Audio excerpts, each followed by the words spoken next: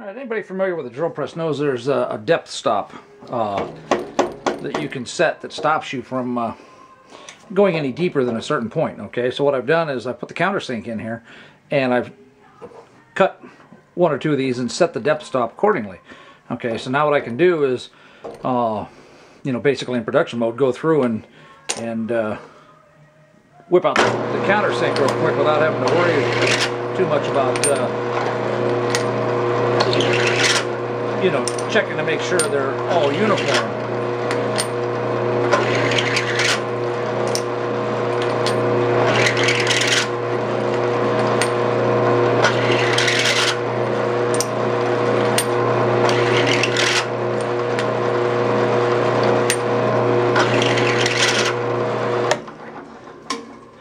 It's the only way to get the stuff done fast enough to make it work. This is what I was talking about with being able to just set it across here.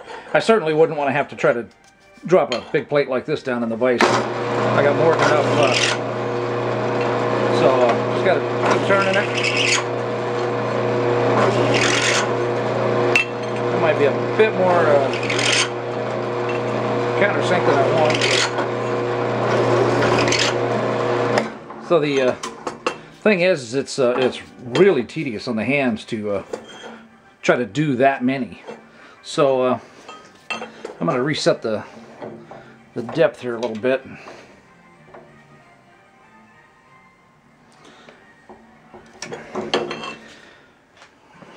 Yeah. All right. I don't know if you can see it or not, but basically I took the round spacer there. First I put a blue Sharpie mark on here.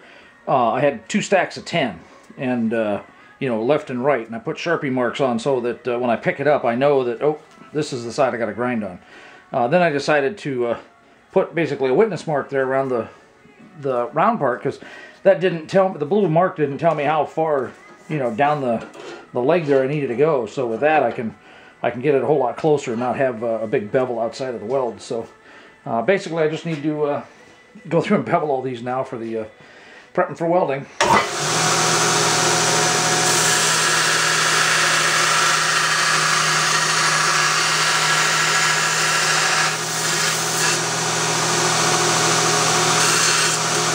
That ought to be enough.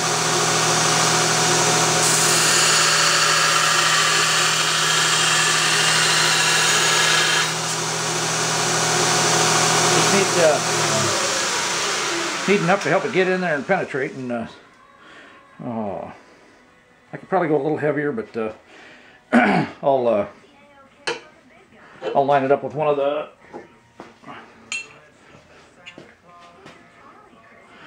Now that actually makes a pretty nice, I may grind off a little bit more, but you get the idea. Alright, I had 1 or 2 of these outer bearing adapters that just,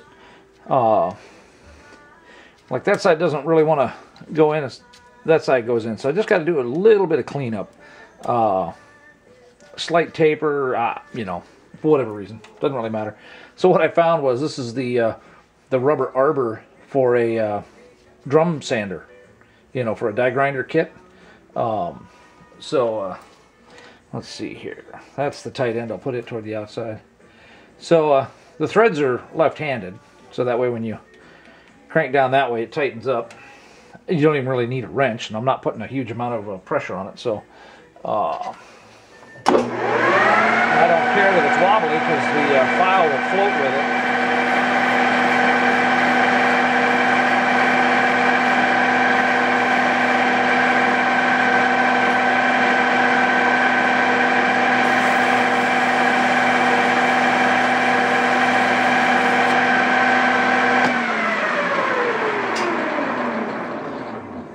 And it doesn't have to look perfect, it just has to fit. So, perfect. So to get it back off, just to loosen it back up. So, you know, I could have, you know, these are like $40 arbors to do the same thing. I really didn't want to sacrifice one of those to do it. If I had 100 of them to do, I would. But anyway, I just thought it was kind of funny using the die grinder attachment.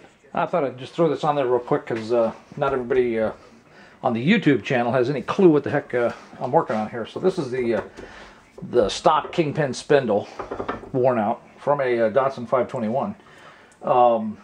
And basically what it is you know, I've got designed and made these things. This is a, I've done it for a slip fit so I can Loctite it on, because that's so much easier and more predictable than doing a heat and shrink fit. Anyway, this is the bearing from a 720 or hard body, even a 620 drum hub.